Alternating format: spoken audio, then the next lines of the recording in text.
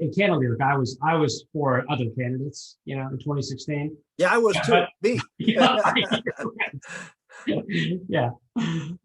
But obviously, our number one choices didn't win. But I think there are two kinds of Republicans after 2016 who weren't big fans of Trump. I think those who wanted to be proven right and those who wanted to be proven wrong. And I unapologetically was in the latter camp. I was critical of Trump, but I wanted to be proven wrong. Yeah. I sat with you and a lot of other people in meetings with administration officials to help them succeed. So I feel no regret about that. I feel no second thought about it, because I think as Americans we should root for our president. Yeah. Just as George Bush rooted for Bill Clinton. So I asked this next question with no animus towards Trump, but when we look at the reality is the GOP right now, you tell me what you think as a former member of leadership. Are we orientated around principles or are we orientated around personality? Where do you think we are? I think the vast majority of Republicans are, I'm talking about elected officials. I'm not going to, I'll sort of divide between people who are elected officials in the Congress and the Senate. I think they're still solidly organized around policy. I think they are scared to death of what Joe Biden and the Democrats are about to do and could do if they were given not just 2, but 4 years. And so I think everybody is interested in doing whatever they can to get the majority back to stop what Biden ran as a unifier. We just didn't realize when he said, I want to unify, he meant unify the Democratic Party, not unify the country. And in fact, I think he said in an interview recently, his most important accomplishment is that he's unified the Democratic Party. Again, that's not what he sold to the American public, but that's what he's done. And it's scaring a lot of Republicans into focusing on making sure that we're in a position to be a counter to the Biden Democrats when they're up for election in 2022. Now, having said that, there are some, and they get a lot of publicity within the mainstream media, who are Trump loyalists, and they're Trump loyalists because they can raise a lot of money. Look, I hate to say it, but there's a lot of politicians out there who, think there's an I in team, and they're more focused on themselves than they are the team, and they are about what's right for the country, because they're, in many respects, they're like progressives, because they think they're the solution, that they have the solution and it's them. And that and now their solution is different than the progressive solution, but they're no different in the sense that they're the most important thing, and that anything that helps them is good for the country. And there are people out there like that. I find it distasteful, and it's worse than distasteful, because what the media does is take those handful, and sometimes more than a handful, of folks who are Trump sycophants and turn them into the voice and face of the Republican Party, and say, this is who the Republican Party is. Let's take the example of the fight now going on with Liz Cheney.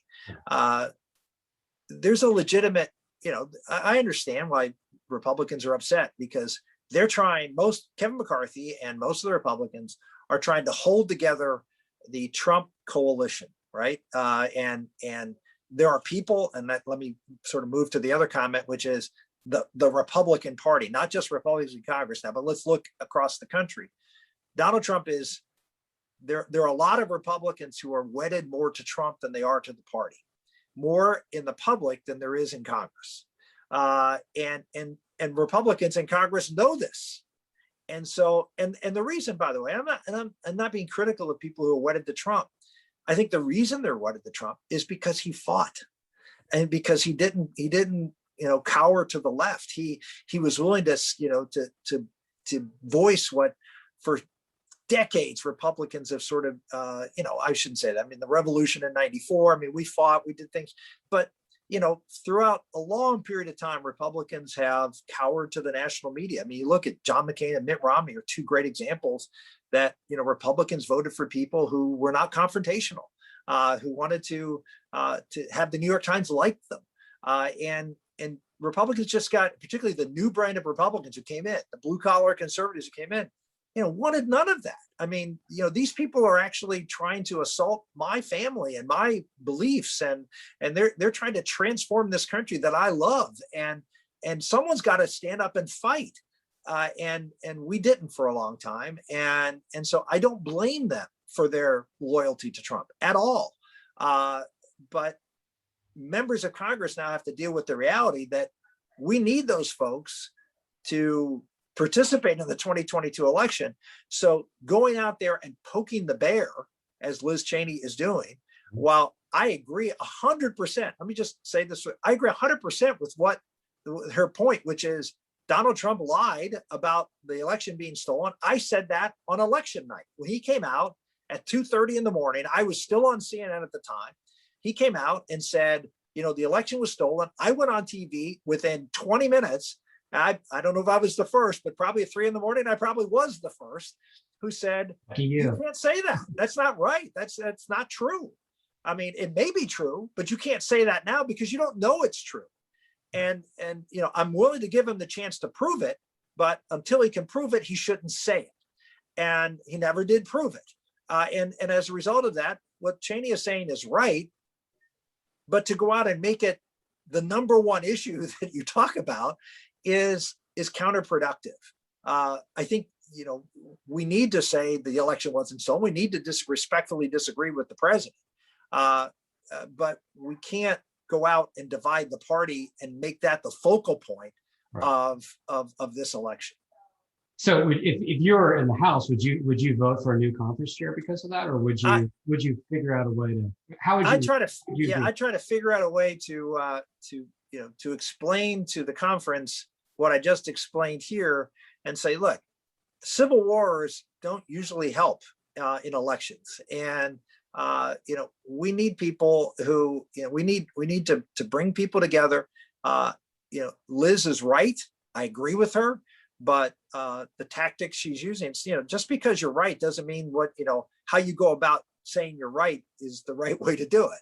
And I don't think she's doing it in the right way. And I think other Republicans, as you've heard me say, this abject loyalty to Trump, no matter what, whether it's true or what he's saying is true or false, is just as counterproductive for us bringing the party together as Liz Cheney is.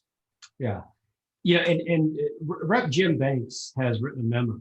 I don't know if you've read it or you have seen on it, but how would you assess Jim Banks's read on what you articulated back in 2014? Yeah, I want to get wrong. Yeah, I love his memo, except one thing, and this is a pet peeve of mine, but it obviously was a pet peeve of Liz Cheney's, because Liz, I think, remarked on this was some sort of Marxist manifesto or something like that. Yeah, she described Banks's memo as neo-Marxist. Neo-Marxist, okay. And obviously, I would not describe it as neo-Marxist, but the one thing that was Marxist, and there's no question is the incessant use of the term working class. There is no class system in America. Let me just, and this is what infuriates me with sort of the tone deafness of some of our folks who go out and make these arguments. We play into the progressive Marxist ideology when we start dividing America by class. There is no class. There's no upper class. There's no lower class. There is mobility between them. No one that I'm aware of ever looks at anybody and says, "Oh, you're low class." I mean, we're not India. I mean, we're not a caste system. We believe in the dignity and equality of every person. And when we use Marxist terms like working class as repeatedly as Representative Banks did, that is highly problematic for me. That just gives me the chills. So on substance of what he said the Republican Party should be doing, 100%, 99% with him. On style, 100% against him. And so, but it gives you it tells you something when I don't, Liz Cheney is not a blue collar conservative like I am, and I get that. I mean, she's, she grew up in, in a different era, with her dad, and she was part of the Bush world and the Reagan world, and the Ford, Reagan, Bush. I mean, she's been with the establishment Republicans for a long time, and there's nothing wrong with that. I mean, she's a very principled conservative, and I respect her greatly because of that. But she doesn't have the sensibilities or sensitivity as to what, in my mind, as to how the party has changed. And so I think maybe a little different take on that would have been probably more called for. But I do understand how she got the neo-Marxist, because the whole talk of class is repugnant in my mind and counterproductive. Well, would Rick Santorum, the architect of blue-collar conservatism, be not eligible for leadership because you said Donald Trump lied about the election? Yeah, I don't think so. I mean, I don't think the issue is that Liz Cheney is saying Donald Trump lied. I think the issue is that she is making that the centerpiece of her persona right now. And I mean, I know other people say, well, she fist bumped Joe Biden. He's the president of the United States. You show the president respect whether you agree with him or not. I mean, that's it. I mean, that's, we said that how many times when it came to Donald Trump, show him respect. He's the president. But now all of a sudden, if we show Biden respect, you're a traitor. This is the kind of stuff that I won't give quarter to. And, Liz Cheney is right to say what she has to say, but I think she's causing a problem for herself, and I think unnecessarily for the caucus, by making this the centerpiece of her leadership in the Congress.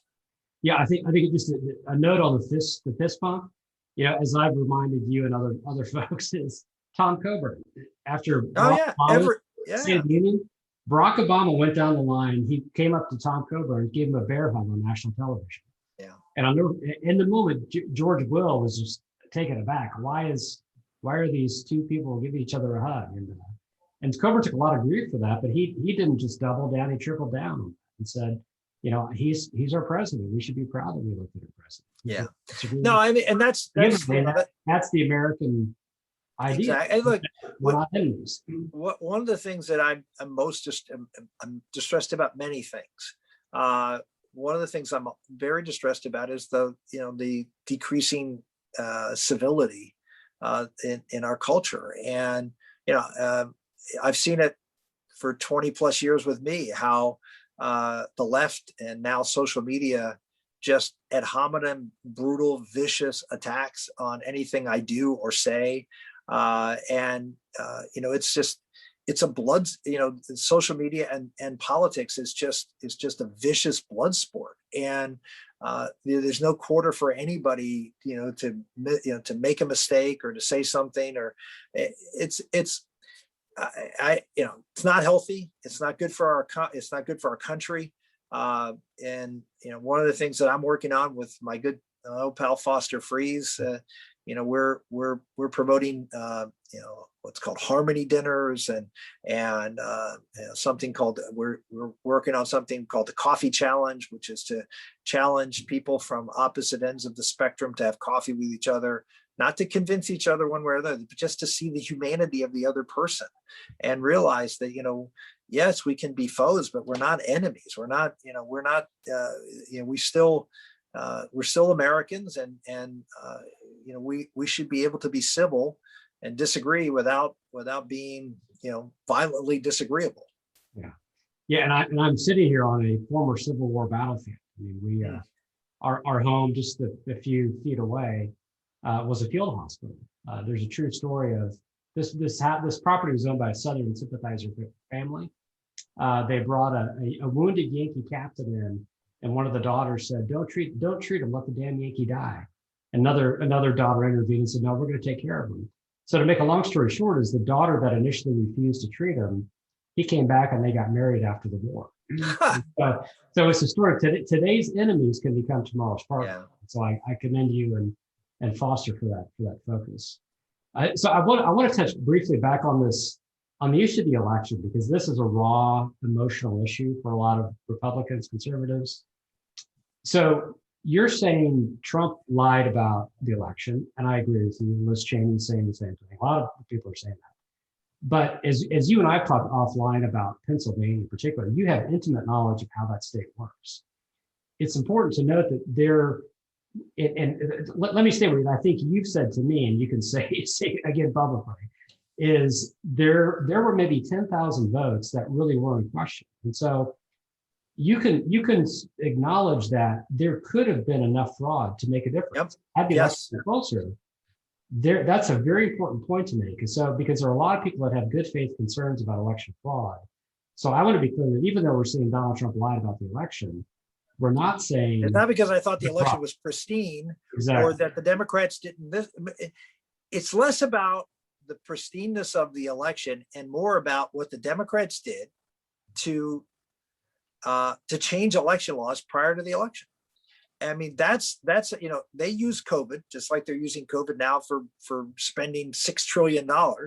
They use COVID to go out and convince courts and secretaries of states, and in some cases, governors and legislatures, to change the laws on how we are to vote, and in every case, lessen the security of the ballot box. And they opened up to allow more ways of voting and different things to happen, but they did it in a way, because it was ad hoc and it was driven by Democrats. It did in a way that didn't come along with the opening. I mean, there's nothing wrong with extending hours or early voting or whatever the case may be, as long as you do it in a way that's secure and that the votes are trustworthy. And so it's really interesting. I know I was talking about the Census Bureau that that the highest African American turnouts. I think the highest one was Mississippi, Maryland, Mississippi.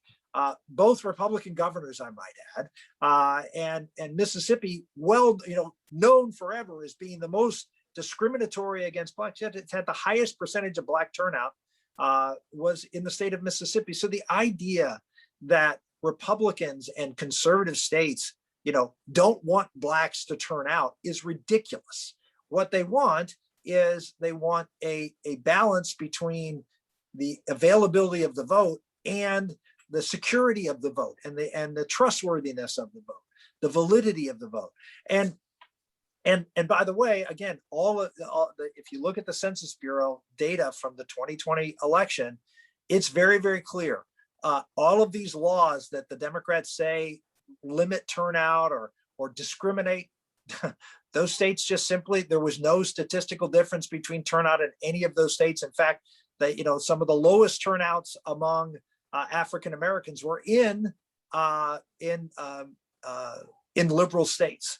I can't remember the state, but I think it was New Jersey. Could have been, but it was one of the big blue states where the turnout was roughly among blacks was roughly 36% compared to 72% for Mississippi. So the idea that somehow or another that blue states, encourage, minorities to vote and red states don't, which is the premise that the national media uses to convince the minority community that Republicans are against you. African Americans are for voter ID. They believe that people should have to prove who they are before they vote. This is ridiculous to say that, and it's demeaning for Democrats to say that this is racially discriminatory, as if blacks don't have voter ID. I mean, this is the kind of stuff that I understand how conservatives get pretty ramped up about it, and how Trump, frankly, has gotten ramped up about it, because Democrats prior to the last election tried to make it easier to cheat. I'm just be honest. They opened up opportunities to vote without the commensurate security protocols in place, and that's what happened in Pennsylvania. I mean, Pennsylvania I know it's a long answer again, but I apologize. But Pennsylvania, they went to court. A Democratic-controlled Supreme Court basically ruled that the election laws could be changed to make it easier to vote, to let people vote to have people's votes come in late, even, there's a requirement they had to be in by election day. No, they said, no, it could come in later. And there were other changes to the election law having to do with fixing your ballots, things like that the governor changed. When I say fixing your ballot, so if you sent a ballot in by mail and it didn't have a signature and it needed to have a signature, and under Pennsylvania law, you have to throw the ballot out. But the governor said, no, you can call the person and get them to come down and sign it. You can remediate the error. That's against the law in Pennsylvania, and excuse me, that's against the law in Pennsylvania. And so on many occasions, that's why I talked about all these votes that had the election been closer, then there would have been a grounds for it to in Pennsylvania to say that the election was not known. I mean, you couldn't decide it. But the election was 85 or 90,000 votes, and we were talking at most, as you mentioned, 10,000. So yeah, were there problems? There's a reason people to be upset, sure, but it wasn't the deciding factor in the election. So Rick, what I hear you saying is that the future of the conservative movement, we should embrace blue collar conservatism, but we do not need to purge people who want to acknowledge the fact that the election wasn't stolen. We need to make room for those voices. Absolutely. I hear you saying that. You got to look, it's the truth. I mean, are we going to make room for the truth? Well, gosh, if the Republican Party, which I've always said is the party that stands behind the truth as we best understand it, not as we want to remake it or as we want it to be, but as it is, if we can't recognize the truth, and that there has been no evidence to suggest that there is sufficient number of votes that Trump won the election, then what's the party? Then how are we any different than the other side? We can sort of create our own truth, our own facts. No, that's them. They want to create their own as Justice Kennedy said, their own concept of reality. That's not us. Right.